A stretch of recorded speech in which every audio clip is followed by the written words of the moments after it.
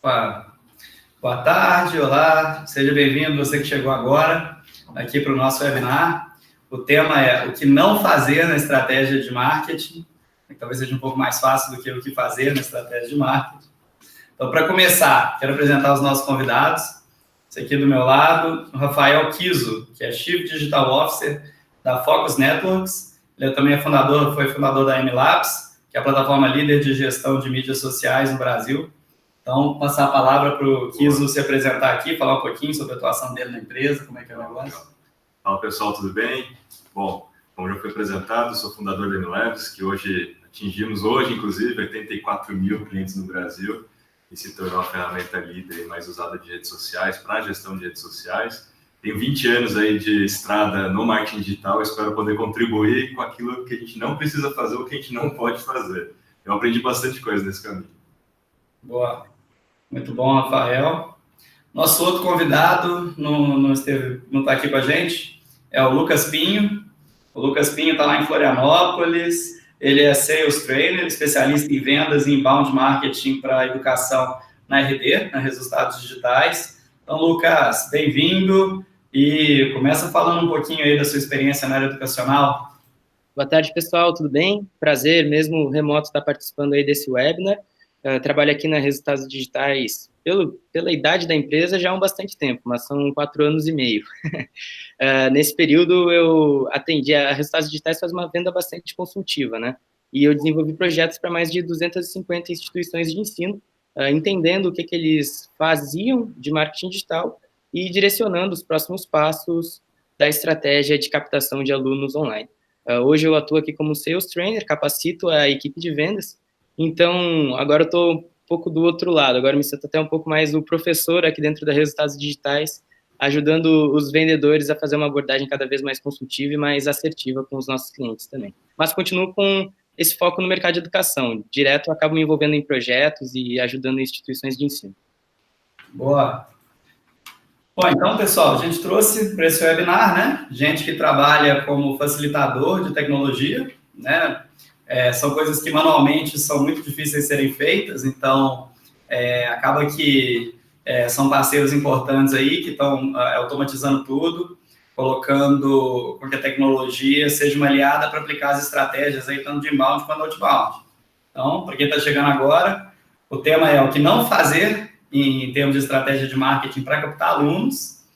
E vamos lá, um pouquinho de o que seria uma boa estratégia antes disso. Eu vou pedir para o Lucas. Lucas, para quem está entrando no mercado agora, o que seria uma boa estratégia? Para depois a gente entrar nos erros, vamos pincelar os acertos. Boa, é um bom começo, sim. Olha, dá para dizer assim 3 pontos principais do que seria uma boa estratégia de marketing digital. O primeiro é o que você já comentou, de usar tecnologias atuais para se comunicar de uma forma assertiva com o público, com o seu público-alvo, certo? Então, hoje em dia, existem inúmeras tecnologias, não só RD Station, MLabs, como várias outras, para a gente se comunicar em escala com o nosso público-alvo. O segundo ponto que eu vejo como fundamental é o metrificar esses resultados para tomar melhores decisões. Cada vez o marketing está mais engenheiro e menos publicitário. A criatividade ela ainda é muito importante, com certeza, mas hoje em dia a gente consegue reunir muitos dados nessa tomada de decisão, consegue metrificar muito bem os nossos resultados, então tem bastante análise técnica, bastante dados por trás do trabalho de marketing. E, por último, é a empatia. Empatia com a tua persona, empatia com o público-alvo e empatia com a complexidade da jornada de compra do mercado educacional. Eu sempre falei muito isso, assim, independente do tipo de educação, se é ensino básico, graduação, pós-graduação, curso livre, o mercado educacional ele tem essa peculiaridade de ser uma venda B2C, mas que é uma decisão super complexa, nada por impulso na maioria das vezes, né? Então tem toda uma jornada de compra que demora, que é complexa, que envolve diversos fatores. Então ter empatia com essa pessoa, ter uma empatia forte com o alvo é super importante também para uma boa estratégia de marketing. Era muito legal isso que o Lucas falou. Uma parte que me chamou a atenção foi tem que casar o publicitário, tem que casar o analista de dados, né? Porque o analista de dados tem que ter estatística correta, tem que fazer tudo, mas ele precisa ter empatia, tem que entender do aspecto humano para conseguir fazer tudo. Depois tem que medir. Então, isso faz todo sentido.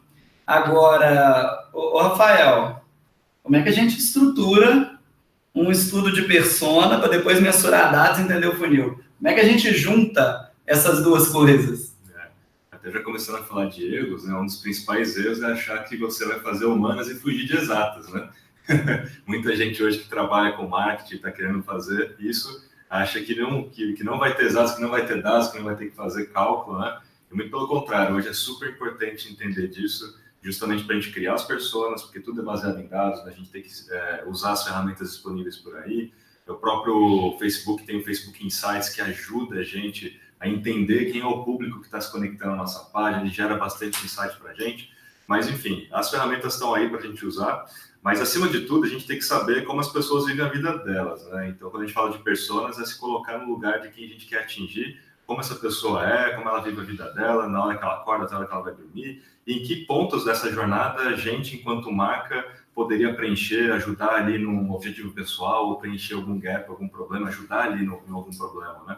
Se a gente entender isso, provavelmente a gente vai ser muito mais relevante do que fazendo propaganda, né? A gente vai estar ali criando algo com utilidade, aí o inbound vem para entregar conteúdo que as pessoas já estão buscando, e o próprio outbound também vem para justamente achar as pessoas de acordo com essa persona mais rapidamente.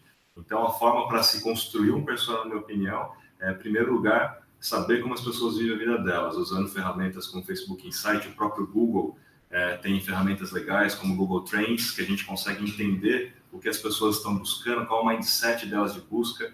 Provavelmente elas não estão buscando o seu produto ou serviço de cara, né? Elas estão buscando uma solução para alguma coisa, elas estão interessadas em alguma coisa, de acordo com o problema que elas têm. Então, o Google Trends ajuda a gente. O próprio Google também tem um sistema que faz parte do sistema de anúncios deles, que é o Google Ad Planner, que a gente consegue entender também o que as pessoas estão buscando.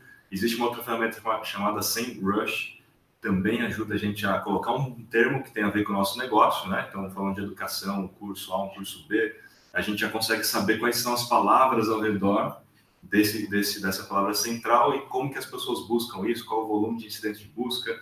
Tem o Uber Suggest, que é uma ferramenta gratuita, semelhante ao SEMrush, que vai ajudar a gente também a construir essas características e essa mentalidade, né? Mas, para quem não está familiarizado com o termo, né, a persona é construir como se fosse uma pessoa de verdade, né? Dar um nome, uma idade, as características, como seria essa pessoa que é o nosso público de interesse, e provavelmente seu negócio tem mais de um persona. Então, o ideal não é falar só de target, né? Falar, meu target é homem e mulher, de 23 a 25 anos. Não, tem que dividir mesmo. Homem é um persona, mulher é outro, de repente o jovem pré-vestibulando é um, e aí você tem características diferentes, é importante definir isso para usar como segmentação depois. Cara, muito legal. E Rafael, o que acontece quando a gente não faz isso? Eu tô falando, qual que é a importância de você definir o planejamento, achar a persona antes de colocar a mão na massa? E aí vem um dos maiores erros, né? Na prática, muitas empresas, marcas, quando fazem alguma ação, elas pensam primeiro no mix de comunicação. O que eu quero dizer com isso? Elas pensam primeiro num canal. Não, vamos fazer alguma coisa no Instagram, porque o Instagram tá bombando, né? Ah, não, precisamos fazer alguma coisa no WhatsApp, porque todo mundo usa o WhatsApp. Ou seja, você está dando prioridade para um canal, para um mix de comunicação, em vez de conhecer essa pessoa antes, entender o que ela usa e o porquê você vai estar naquele canal e como, né?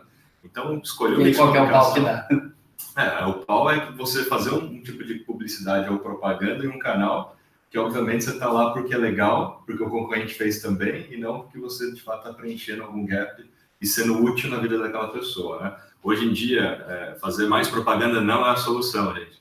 A ideia é você ter uma utilidade na vida das pessoas, ser relevante num contexto em que elas vão estar mais abertas. E entender da vida delas primeiro, antes de aplicar ali um mix de comunicação canal, é você ser relevante nesse ponto. Cara, legal. Vamos chamar lá o Lucas, lá de Floripa. Lucas, quais são os principais erros na hora de aplicar as estratégias, né? Vamos lá, o que a pessoa não pode fazer na hora que ela está definindo essa estratégia? Olha, são vários erros, até vou puxar o gancho com algo que o Rafael trouxe, que eu acho super importante, que é diferenciar público-alvo de persona, tá? O que seria assim, a diferença de público-alvo de persona? Como o Rafael disse, o público-alvo seria algo mais macro. Assim, o meu público-alvo é pais e mães de alunos. Começa ali com 27 anos até quase 60 anos, eles têm uma faixa de renda tal, eles trabalham normalmente com isso. A persona vai muito mais a fundo, é realmente assim, desenhar um personagem, saber as dores dele, que lugares frequenta, o que preocupa ele na hora da tomada de decisão, e nada melhor para definir essa persona do que conseguir fazer uma própria entrevista, né? Conseguir pegar algumas pessoas, alguns clientes ideais que você tem e fazer uma série de perguntas para entender a fundo as personas que você tem. Como o Rafael frisou muito bem, não é uma persona só. O que não pode faltar? O que seria assim, um grande erro, na minha opinião? Bom, sendo bem direto, talvez os maiores erros eles estão em menosprezar o tempo necessário para que uma estratégia de marketing digital dê resultado. Tá? Então, muitas vezes, eu convivo aqui com empresas que estão há 3 meses de um processo seletivo, de um momento de captação de alunos intenso ali, e agora querem dar os primeiros passos de marketing digital. Cara, vai dar, tem como fazer algum resultado, só que quanto antes, melhor. Então, menosprezar o tempo necessário para maturação do projeto é um erro muito comum. Não aprender com os erros também é outro ponto muito comum. E aí, quando eu digo não aprender com os erros, tem muito da mensuração, que você também tinha perguntado antes, né? Você tinha perguntado sobre mensuração, como que deve ser estruturado a parte de mensurar dados. Acontece muito da gente encontrar aquela situação de eu sei que metade do dinheiro que eu invisto em marketing digital não está dando certo, mas eu só não sei qual da metade que é, não sei qual metade desse investimento que é. E assim, tudo que é possível medir, é possível a gente melhorar, é possível a gente tomar decisões melhores. Nesse sentido, o investimento online ele é muito melhor que o offline, claro, porque a gente sabe melhor qual que é a fonte, aonde que a pessoa clicou, a gente sabe quantas pessoas compraram de cada uma daquelas campanhas. Essas análises constantes, elas fazem a gente aprender com os erros. A gente nunca começa com a estratégia ideal, muito difícil a gente vai acertar assim numa tacada só, em uma campanha só, 100% do que a gente precisa. Mas a gente precisa aprender, a gente precisa medir os resultados e precisa fazer essa otimização constante, sabe? E como um terceiro erro, assim, comum, é o não insistir na estratégia. Tendo uma percepção desenhada do que é trabalhar marketing digital e fazer uma campanha e sentir, putz, não, para o meu público-alvo não funciona tanto, não sentir que deu tanto resultado, também é um baita tiro no pé. Essa estratégia de marketing digital, ela é uma estratégia de médio e longo prazo, ela é uma estratégia que vai se complementando, é uma estratégia que quanto mais tempo a gente trabalha, mais conteúdos a gente produz, melhores vão ficando os nossos fluxos de relacionamento, mais otimizadas vão ficando as campanhas, a tendência é que mais e mais resultado ela vai dando, né? Então, é isso. Menosprezar o tempo é um grande erro, não aprender com os erros, não analisar o resultado é outro grande erro, e também não insistir, não ter a disciplina, não entender que é uma estratégia de médio e longo prazo é outro erro bem comum, na minha opinião. Cara, muito legal isso tudo, ainda mais no momento que nós estamos vivendo, né? Que o mercado tá muito retraído, tá complicado, né? Tem que ter uma batalha muito grande no topo do funil, né? Todo mundo está enfrentando essa batalha. E aí eu queria aproveitar para pedir para vocês, né? Umas dicas de vocês são experientes em inbound, vocês são experientes em outbound e tudo mais, para trazer números e conversão, que é o que as instituições de ensino estão precisando agora, nesse momento do país. Quais seriam as maiores dicas e estratégias, coisas que elas poderiam fazer assim para agora, para trazer número, para trazer conversão? Rafael, primeiro você, depois a gente passa para o Lucas. Legal. Eu vou responder isso já falando também sobre erros, né? Porque a gente está aqui para falar também dos erros, principalmente dos erros, né? Assim, quando a gente fala de conversão, a gente está falando do funil. Eu tenho aqui uma boca maior no topo, né? Vou para o meio, para o fundo e converto essa pessoa. O inbound, ele estrutura isso muito bem, né? Para amadurecer essa pessoa ao ponto de ela estar preparada para converter. Uma das principais características do inbound é pressupor que as pessoas já estão interessadas em algo e elas vão buscar esse algo. E aí você encontra através de um conteúdo no blog ou através de um conteúdo em rede social, assim por diante. Para conseguir acelerar esse processo, esse resultado, a gente precisa colocar o outbound, né?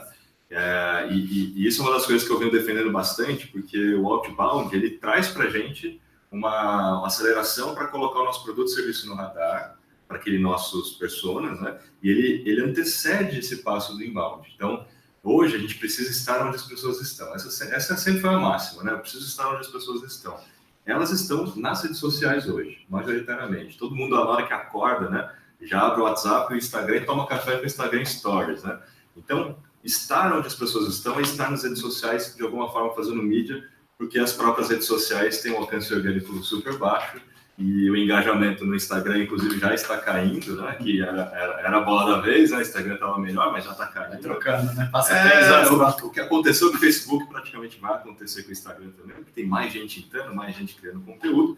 Então, a gente precisa fazer mídia aonde as pessoas estão e é lá nas redes sociais. Então, a gente acelera colocar o produto e serviço no radar, e a gente faz com que as pessoas descubram o que você vende através das redes. Você pode fazer isso impulsionando post, fazendo mídia ali, ou trabalhando com marketing de influência, né? Os influenciadores também são super importantes, é a segunda maior fonte de opinião e decisão. Então, ele, no começo da jornada, vai fazer com que as pessoas descubram o que você está fazendo, o que você oferece, para que aí sim o interesse aconteça.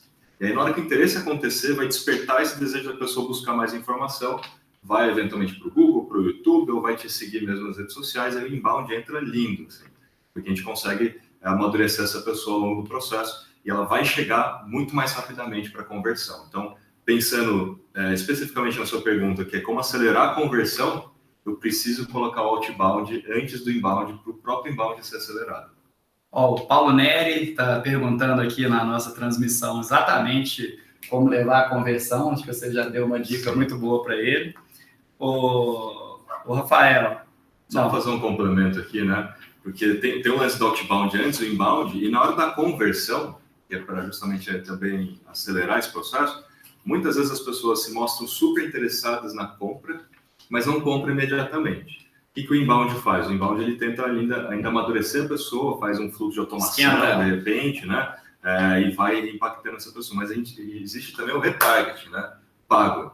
E aí não é exatamente o inbound, que é forçar um pouco mais a barra. Por isso que a gente é perseguido por aquele tênis Netshoes, né? O hotel do Booking e tal, porque ali é a mídia paga mesmo, o outbound, fazendo efeito, que a pessoa se mostrou super interessada. Então, numa janela de 24 horas, a gente tem que impactar essa pessoa e com uma frequência relativamente alta. E aí eu coloco um ponto aqui que é super importante, que é um erro também, é a gente não se preocupar com a frequência, né? Muitas empresas, e a maioria delas, se preocupa muito em colocar o produto e serviço errado, arremessar, faço media awareness, mas não se preocupe em criar uma frequência consistente para que a pessoa lembre de você na hora da compra, né? Então, eu tenho que criar uma frequência ali adequada e na hora que a pessoa se mostrou super interessada e ainda não comprou, aumenta ainda mais a frequência. Então, esse é um ponto importante. Ô Lucas, responde aqui para a gente como trazer número e conversão na sua experiência, como que a gente ajuda aí o Paulo Neto, que é conversão principalmente. Legal. Eu vou dividir a resposta até pensando que os nossos espectadores, as pessoas que vão consumir esse webinar, podem estar em momentos diferentes. Instituições de ensino que estão começando do zero, que estão talvez até indo do mercado mais offline, de um investimento mais offline para online, instituições que já estão trabalhando marketing digital e instituições que estão super avançadas, já trabalham marketing digital há um ano, sabem da importância e agora querem realmente otimizar essa conversão. Para as que estão no primeiro passo, para as que estão começando, assim, a maior dica é agilidade, é tomar uma atitude rápido, começar a colocar os primeiros materiais no ar, começar a trabalhar o inbound marketing, começar assim, a usar conteúdo como moeda de troca e aquela velha máxima de começar uma conversa com quem ainda não está pronto para tomar a decisão. Não usar o site só como uma vitrine para as pessoas que estão prontas para se inscrever na instituição, para começar um processo seletivo, tá? Essa seria a dica principal para quem está começando. Agora, para quem já está fazendo um trabalho de marketing digital há algum tempo, a dica está muito no que o Rafa falou, de consistência, de cadência, de continuar insistindo no trabalho e ter cada vez assim mais a mensagem certa, na hora certa, para a pessoa certa, e aí entra muito o ponto que a gente falou antes das análises, de começar a encontrar gargalos no seu funil, de começar a encontrar pontos de melhoria, começar a analisar os dados das campanhas que você está fazendo e encontrar o que está dando certo, o que está dando errado, onde que a gente vai otimizar o o nosso funil, tá? É legal também pensar que esses relatórios de marketing, essas análises, elas podem ser separadas. Assim, eu vejo muito relatórios com o objetivo de comprovar retorno do marketing e relatórios com o objetivo de apontar gargalos, melhorias e próximos passos. Pensa nesses relatórios de forma separada. Pensa nos relatórios de mostrar retorno como algo diferente, algo de conectar marketing e vendas, separado de um relatório de encontrar os gargalos dentro do funil. Essa pode ser uma boa dica para quem está nesse estágio intermediário. Agora, para quem já está super avançado, ou para quem quer dar um pulo alto e ir direto para a parte mais avançada, as instituições maiores que estão trabalhando há bastante tempo já o marketing digital, eu diria o seguinte: o mercado de educação, ele é um mercado de muito dinheiro, né, e que está em constante evolução. Vocês já frisaram também que é um mercado de grandes players, assim, que esse grupo de funil não está para brincadeira, tem gente investindo pesado nisso. E cada vez mais a gente vê conteúdo bom e gratuito, sem estar atrás de landing page. Há 4 anos atrás, nos primeiros projetos que eu montei, tinham conteúdos que eu podia defender como, olha, esse conteúdo fica atrás de uma página de conversão, esse conteúdo a pessoa vai preencher um formulário para receber. Hoje em dia, cara, no Instagram pode ter um cara que é muito bom naquele mercado, publicando no stories dele aberto, sem ter que preencher nada, só seguindo ele de volta, o mesmo conteúdo que há um tempo atrás estava servindo para gerar leads. Então, isso é um desafio, mas ao mesmo tempo é um potencial também. É só a gente adaptar a forma que a gente está trabalhando e divulgando esse conteúdo, tá? E aí, o que eu vejo? Não é só mais gerar leads, para quem está nesse ponto. Não é geração de leads, não é só nutrir esse relacionamento, não é só mandar a mensagem certa na hora certa para a pessoa certa. É muito também como conectar o marketing com vendas. É muito fazer a abordagem na hora certa. Como que eu vou identificar de todos os meus leads quem está no momento ideal para uma abordagem? Como que eu vou fazer essa abordagem da minha equipe de vendas ser cada vez mais rápida, mais assertiva? A pessoa, no momento que ela baixou, no momento que ela está na minha página de planos e preços ali, de preços da instituição, eu ligar e eu falar com ela. Quando ela está vendo ali a emenda de um curso, eu vou falar com ela também. Então, isso é super importante. E eu vejo uma tendência do mercado também de cada vez mais profissionalizar as vendas das instituições de ensino. É muito difícil a gente encontrar uma instituição que tenha um processo de vendas formal. Muito difícil a gente encontrar uma instituição que tenha assim, uma preocupação com a capacitação da equipe de vendas, encontrar gargalos, fazer treinamentos constantes, desenvolver os atendentes. E cada vez o mercado exige mais isso, uma venda consultiva, uma venda que leva em consideração as informações que o cliente já consumiu, que trata o cliente em alto nível, assim, de igual para igual. Então, eu vejo isso como uma tendência para quem já está no topo desse mercado. Lucas, você estava comentando sobre achar a pessoa certa. E aí, a audiência, né, especificamente o Carlos Rivera, ele comentou um pouco sobre a questão da persona.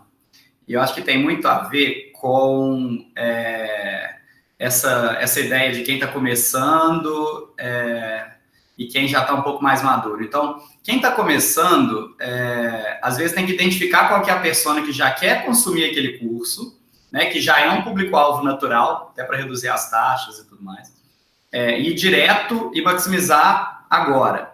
Mas, e aí vem a pergunta do Carlos, né? Será que quando você está escolhendo a persona que meio que já é quem já é um comprador natural, como evitar o erro de acabar ignorando potenciais consumidores, né? Gente que não está no seu radar, não é aquele cara que já vinha te procurando, mas que poderia vir a procurar. Como que a gente faz isso? Cara, ótima pergunta. E, assim, como grande parte das boas perguntas, a resposta está em depende, né? Vai depender muito do contexto, vai depender muito do cenário que o Carlos trouxe. Seria um prazer conversar diretamente com ele e entender melhor qual que é o desafio na instituição de ensino dele. Mas o que eu te diria, Carlos? Não sei se você já está familiarizado com o funil de inbound marketing.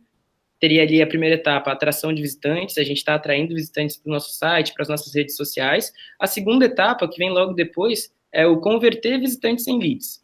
Como que eu vou começar uma conversa com quem ainda não está pronto para o momento da compra, né? Para quem não está pronto para aquela conversão direta. Nesse momento da conversão de leads, a gente tem um formulário. A gente vai gerar leads assim, ó, você quer receber esse material rico? Antes você precisa preencher esse formulário. As respostas desse formulário, as perguntas que você vai fazer nesse formulário, elas podem ser muito estratégicas para isso. Trabalha com campos fechados de potenciais novos clientes que você já imagina, assim, então, como eu falei, depende muito do teu contexto, não quero dar um exemplo genérico demais ou muito distante, mas entende assim que as perguntas que você está fazendo aqui, elas vão servir para você qualificar esse lead, para saber o potencial dele, e também para você ter uma noção de quem que está sendo atraído por esse material. Qual que é o perfil dessas pessoas que estão chegando no teu site, que estão demonstrando interesse pelo material que você publicou, pelo material que você colocou no ar, sabe? Dá uma analisada depois, vê se tem algum padrão, vê se você não descobre novas personas, novos potenciais compradores dentro dessas respostas da tua conversão. Tem um complemento que eu posso fazer nessa história do persona e potenciais personas, principalmente levando em consideração o outbound, tá? Porque o inbound o Lucas já explicou muito bem. Mas se a gente fizer aquela etapa anterior, apesar de a gente ter um persona, né, você precisa expandir o que a gente chama de lookalike. Lookalike é tipo personalidades semelhantes, né? Pessoas semelhantes ao que estão no entorno, ou muitas vezes você manualmente pode expandir isso pensando em quem pode virar um potencial lead daqui a 1 ano, 2 anos, porque você tem que construir marca também, né? Você tem que construir uma autoridade em cima daquele assunto. Vou dar um exemplo aqui clássico, né? Hoje em dia, no mundo de TI, principalmente dev, né, das startups, um desenvolvedor que é júnior hoje pode virar sênior em muito pouco tempo e pode até virar CTO de alguma startup em 1 ano. Então, às vezes, se você fala assim, no meu persona é o dev sênior, é o CTO, e você exclui totalmente os júniors, você está excluindo a possibilidade desse cara que é júnior e virar CTO daqui 6 meses ser o seu potencial comprador, porque você não faz nada para ele. Então, ele nunca ouviu falar de você e não sabe o que você faz, o que você oferece. Então, muitas vezes, expandir um pouco também tem esse conhecimento. Não persona, mas quem é o potencial persona daqui a um tempo, né? Eu também posso construir valor para esse outro público e aí atingir aí o que o nosso amigo perguntou, né? Não só ficar restrito ao persona. Então, vai indo para as adjacências, pega uma adjacência um pouquinho mais próxima, a ferramenta que faz isso, e aí vai, né? A audiência tá cheia de perguntas aqui. O Kiso, vou mandar 2 em 1 aqui. Primeiro, o case do Otávio, né? O Otávio ele tem uma escola de idiomas no interior de São Paulo e ele já está familiarizado, né, com marketing digital como uma ferramenta de captação de alunos, mas ele gostaria de entender se também é possível a gente conseguir trabalhar isso com evasão. Uma outra pergunta, que já é a do Paulo Neri, é uma pergunta que vai na seguinte linha, né? A gente está super acostumado a fazer inbound via e-mail, né? Então, toda a ferramenta nasceu disso, de regra de comunicação automatizada por e-mail e tudo mais. Só que e-mail, aos poucos, vai deixando de ser uma mídia relevante. Só que está tudo montadinho para ser disparado.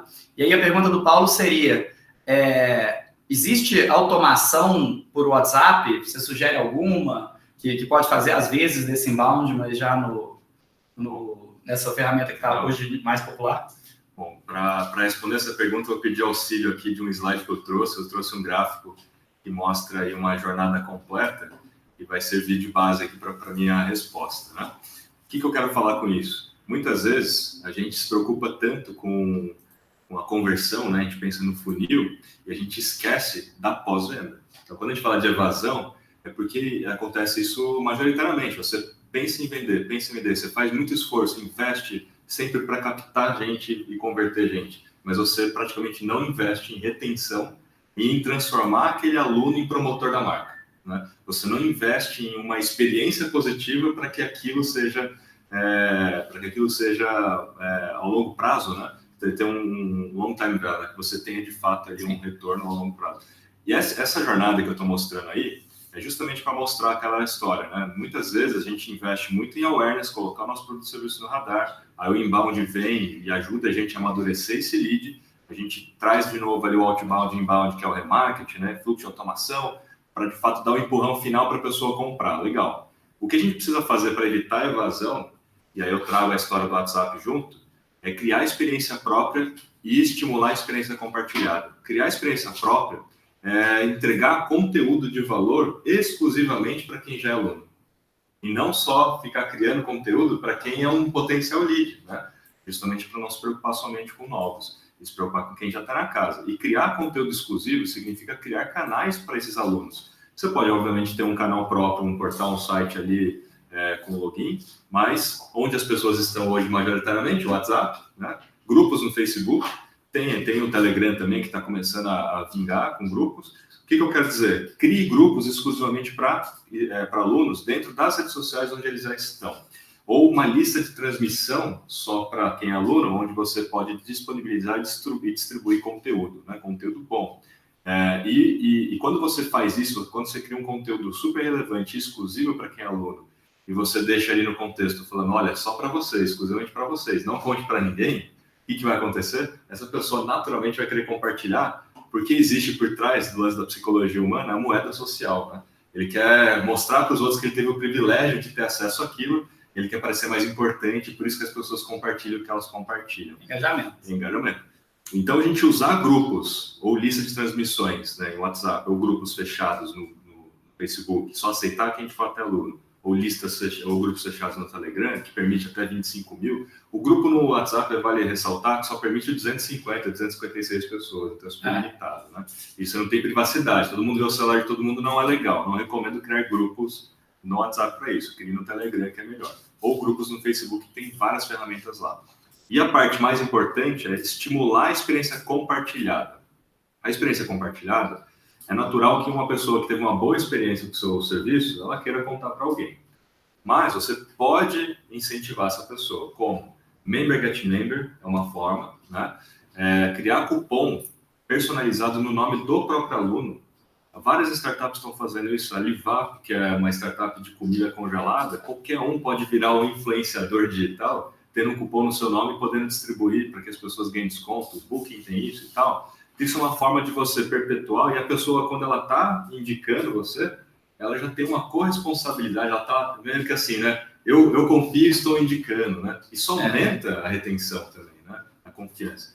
É claro que referral, aumenta a captação e retenção. O iFood tem isso, né? O Rappi tem esses lances de cupom, mas dá para você também fazer concursos especificamente para quem é aluno, para que esse aluno compartilhe a sua experiência, crie conteúdo também junto com a instituição. O lance de cocriação é importante, transformar o seu próprio aluno em nano-influenciadores. A gente se preocupa bastante com macro-influenciadores, mas o macro ele é bom lá no awareness, lá no começo.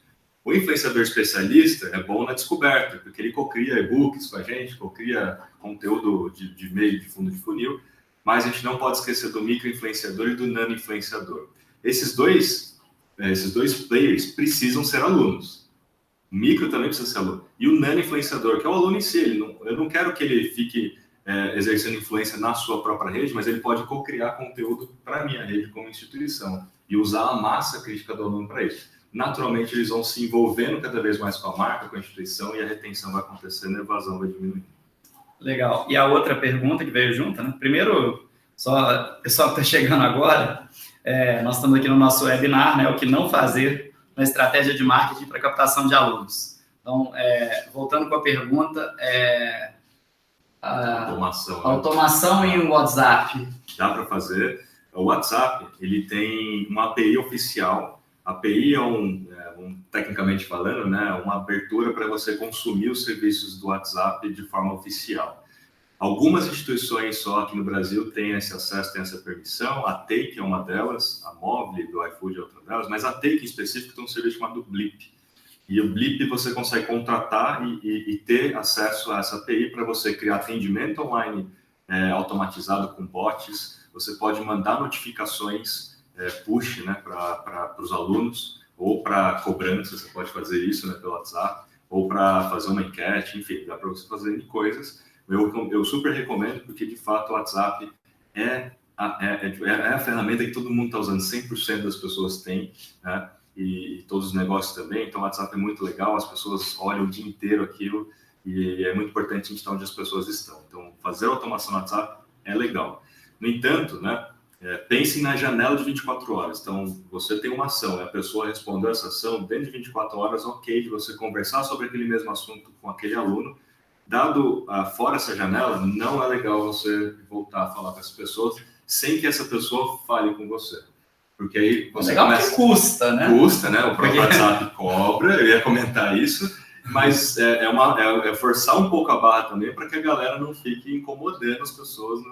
Porque senão desengaja, né? Não quer aquele vai sentimento exatamente de invasão, né? Para o outro problema, né? Mas sim, é super legal sim fazer. Legal, nós estamos avançando no tempo aqui, acho que ainda dá tempo ainda de 2 perguntas. Vamos perguntar aqui. Ô, Lucas, o pessoal da Faculdade Vidal está tentando entender como dividir as mensurações nos relatórios, né? Então, acho que é o problema de atribuição, né? Como você consegue entender que um aluno veio por um canal ou veio pelo outro, e quando o aluno interagiu com vários canais ao mesmo tempo, como que a gente atribui para cada ferramenta o seu devido valor? Legal, ótima pergunta, e essa parte de análise ela é realmente muito relevante. Minha resposta é em relação a isso. Existem inúmeras maneiras da gente analisar esses resultados, da gente conseguir essas métricas. Mas a maneira que vai ser mais escalável, provavelmente é com o auxílio de alguma ferramenta e integrando processos. Para a gente ter uma análise confiável, o que a gente precisa? A gente precisa ter ferramentas que se comuniquem e que vão desde o começo dessa trajetória do aluno, então que estão ligadas desde o analytics do site até a outra ponta do CRM ou do ERP da instituição, sabendo, integradas ali, por onde entrou o cara, qual foi o caminho que ele percorreu até chegar aqui à venda, quando essa venda aconteceu, se ele ainda está ativo na instituição, se ele está inadimplente, se ele não está inadimplente e tudo mais. A ferramenta de marketing conversando com a ferramenta de vendas e com o pós-vendas também. Essa é a melhor maneira da gente conseguir relatórios e conseguir análise. Eu recomendo muito trazer isso para uma parte automatizada, utilizando tecnologia, utilizando ferramentas para isso, porque senão acaba sendo um gasto de energia muito grande na produção desses relatórios. O ideal é que a gente consiga fazer essas integrações para que isso ocorra de forma automatizada. Pontos que eu tinha comentado antes, de separar as análises de ROI do marketing das análises de encontrar gargalos, né? Essa análise de ROI, ela está muito relacionada a isso, de conectar o marketing com vendas, né? Então, depende de tecnologia e integração. E a análise de gargalos é uma análise mais na linha das campanhas em si. Então, olhando o ROI por cada um dos canais é um caminho, mas pensa em olhar também aquelas taxas de conversão dentro de cada uma das landing pages, taxa de abertura de cada um dos e-mails, a taxa de abertura dentro de fluxos de automação, taxa de clique. Hoje, a gente consegue fazer análises como, por exemplo, quantos alunos, qual foi o último fluxo de automação que o aluno atual abriu antes de virar aluno. A gente consegue bem a fundo assim, nessas análises. Aí eu vou puxar um pouco a sardinha para o meu lado. Claro que a Resultados Digitais ajuda bastante nisso. A gente tem o RD Station Marketing, tem o RD Station CRM. É um exemplo de como essas tecnologias podem andar em conjunto para que esses relatórios saiam automatizados e dando insights bem valiosos. O segredo dessa análise está muito numa integração, porque fazer manualmente, se a gente vai lá no Analytics, aí cruza os dados com uma planilha, tudo mais, cara, é trabalho muito de formiguinha, muito na unha, não vale a pena. Acho que essa é a resposta da pergunta. Sim. Inclusive, o Lucas, lá aqui na Quero, o pessoal chaveia e fica um certo tempo trabalhando em modelo de atribuição uniforme, depois vai para modelo de atribuição de último clique, acho que foi o que você falou, né, de último usuário, depois vai para o modelo de atribuição do primeiro usuário, e quase sempre muda um pouco como operar as ferramentas em cima disso. E no final você precisa de tudo, porque algumas ferramentas são as mais especialistas em trazer esse usuário pela primeira vez. Outras ferramentas são as ferramentas especialistas em fechar. E aí a sugestão que eu daria seria, de vez em quando, troque o modelo de atribuição. Você vai perceber algumas oportunidades que o modelo anterior não estava vendo. E aí você consegue maximizar a sua captura. Vamos para a última pergunta aqui, do Carlos Fernando. E essa é uma pergunta que, quando eu, como diretor da Quero, muitas vezes eu visito faculdades e a turma adora perguntar, né? Como é o momento atual da captação do país? No caso do Carlos Fernando, ele colocou que no Rio Grande do Sul está delicado para o EAD e tudo mais. Eu vou falar um pouquinho de qual que é a minha percepção. O momento está complicado, está mais complicado para o presencial do que para o EAD. A base de alunos do EAD tem crescido bastante, mesmo na crise. Só que tem um pequeno problema de explosão de oferta. Então, tem muita gente oferecendo EAD, então, mesmo que a quantidade de alunos se matriculando no EAD esteja crescendo, cada vez é um bolo que tem que ser repartido por mais players, então está complicado. Mas eu vou passar a resposta aqui para o Rafael para ver se ele compartilha da minha visão ou se você está tendo outra experiência. Na prática, a gente fala de captação, né, de alunos e tudo, eu acho que é como em qualquer negócio, né? Captação de leads, né, em geral, né? A gente sempre tem essa dificuldade, acho que em qualquer negócio existe uma dificuldade de captação, não é uma coisa particular de uma região ou de outra, mas... o momento do país agora... mas assim, o ponto que você citou é verdade, né? A oferta de EAD tá, assim, explodiu, é um absurdo. Qualquer influenciador digital, blogueiro, tem um curso hoje, tem algum infoproduto, né? Os criadores de conteúdo infoprodutores, né? Então, também tem uma explosão de gente criando infoprodutos. Então, assim, tem muita oferta mesmo, isso significa uma competição muito alta, e essas ofertas, invariavelmente, são muito baratas, né? Estamos falando aí de centenas de reais ali, e você tem acesso a um conteúdo. Acho que o ponto principal é repensar um pouco, às vezes, os modelos, né? Para a gente ter cursos que vão em pílulas, e aí você vai aumentando essa complexidade e o tempo, assim como na jornada mesmo, né? Quando a gente fala na jornada de captação, o começo é legal você entregar um conteúdo simples, raso e curto, que ninguém vai estar disposto a gastar tempo e energia, aí no meio você coloca um pouquinho mais profundo, e lá no fundo você gasta mais tempo e energia e você cria um conteúdo mais denso. Acho que no próprio oferta também a gente pode criar um modelo desse tipo, né? Ter ofertas que são mais simples e curtas, que custem mais barato, que a pessoa já tem um ganho ali ao adquirir aquele conhecimento, um de meio mais avançado, né? E não já tentar sempre vender um curso de longa duração, de repente, e que tenha uma coisa já diminuir a barreira de entrada, né? Eu acho que esse é um formato que eu venho analisando, inclusive, para um outro cliente, né? Que é o Instituto Embeleze, que hoje tem 300 unidades no Brasil, são escolas também de beleza, não deixa de ser educação. Eles têm um modelo hoje físico, apostila e tudo, eles também estão sofrendo. E a gente tem analisado muito isso, como migrar esse modelo do físico para o on, mas sem deixar de ter o físico. Porque muitas vezes as instituições acham que é uma coisa, ou é um ou é outro, né? Na verdade, você pode se utilizar do físico como um diferencial do seu EAD frente àqueles que só têm EAD, né? Para fazer algo legal. Lucas, você está com a mesma impressão?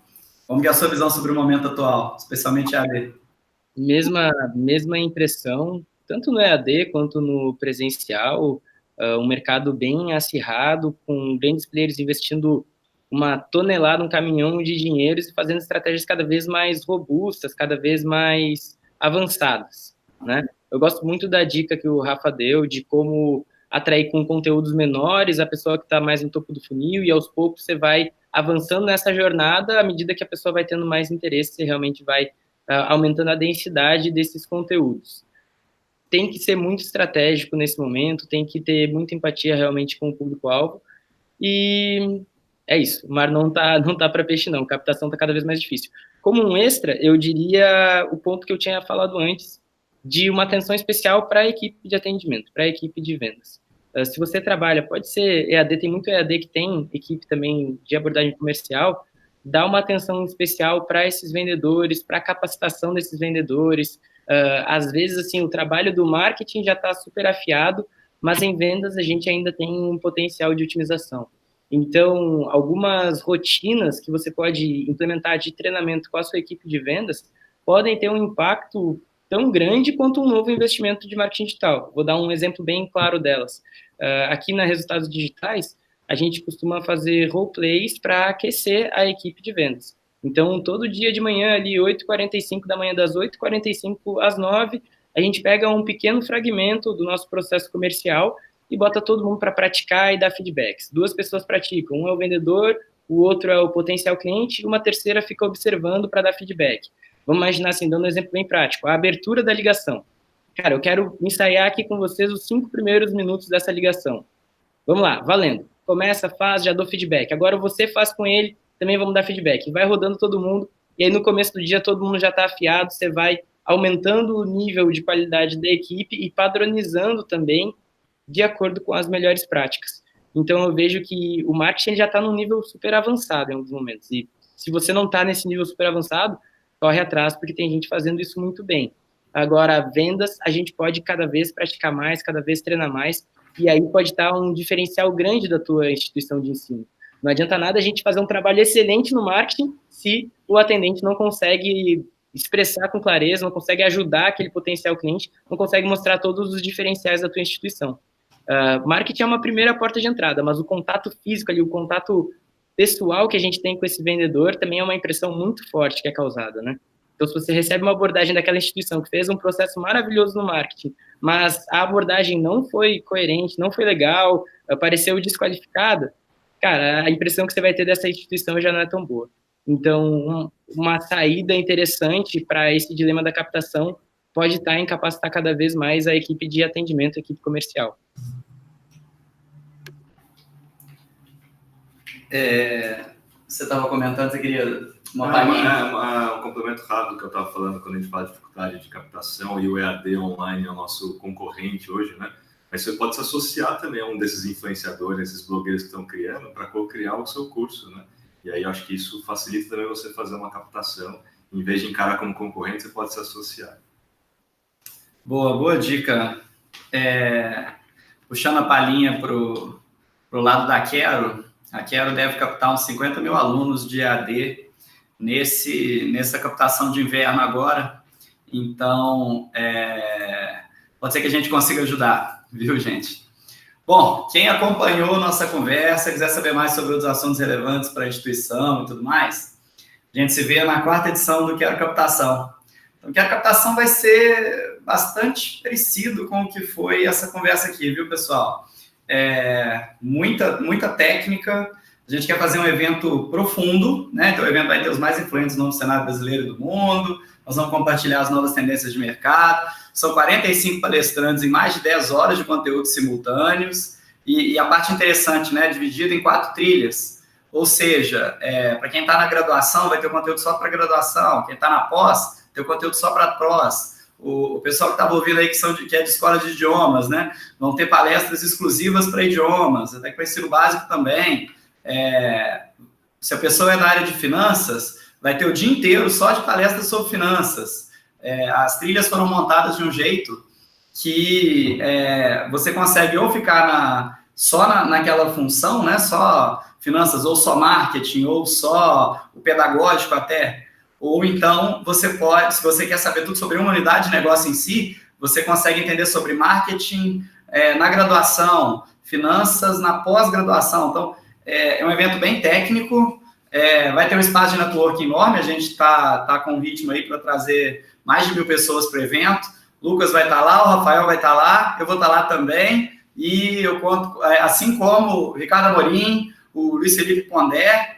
Então, gente, conto com vocês. Eu, Lucas e o Rafael, contamos com vocês para a gente poder trocar figurinhas, ajudar nessa técnica de como melhorar a captação, como melhorar a retenção, como diminuir a evasão nas instituições de ensino. O pessoal da produção vai colocar o link aqui para o Quero Captação. E, mais uma vez, o Rafael e Lucas, muito obrigado pela presença, e a gente se vê lá no Quero Captação. Palavrinha final de vocês aí para o pessoal? Primeiro, o Lucas. Bom, antes de mais nada, obrigado ao pessoal aí também da Quero pelo convite. Muito legal o webinar. Rafa, obrigado pelas ideias. Sérgio também, valeu pela condução e por toda a troca de ideias. Pessoal que mandou as perguntas também. Estou super ansioso para participar da edição desse ano e reforço o ponto que o Sérgio comentou de a gente vai estar lá no evento. Quem quiser trocar uma ideia, me encontrou ali depois da palestra, quer conversar individualmente sobre o cenário da instituição, estou super à disposição, adoro conversar e entender melhor cada cenário. Fica também a dica de quem ainda não conhece o trabalho da Resultados Digitais, quer conversar com a gente, entra no nosso site, chama ali no chat, baixa algum dos nossos conteúdos, a gente tem vários conteúdos específicos para o mercado de educação, conversem com a gente tem uma abordagem super consultiva de entender melhor o que está acontecendo na sua instituição, e todo mundo aqui está disposto a dar um direcionamento de próximos passos aí de marketing digital. Então fica o convite também para nos conhecer melhor e nos vemos no Quero desse ano. Legal, para mim foi uma honra estar aqui no Quero, e será uma honra enorme também estar no evento com vocês. E não perca esse evento, porque eu vou mostrar a jornada Unbound, vou falar muito sobre a jornada que eu mostrei aqui, passo a passo, como é que você consegue montar uma estratégia digital que dê resultados aí com base em toda essa experiência que eu tive aí ao longo desses quase 20 anos. E vamos falar bastante sobre esses assuntos todos aqui com mais profundidade. Vejo vocês lá. Muito obrigado, pessoal. Espero vocês no Quero Captação 2019. Valeu!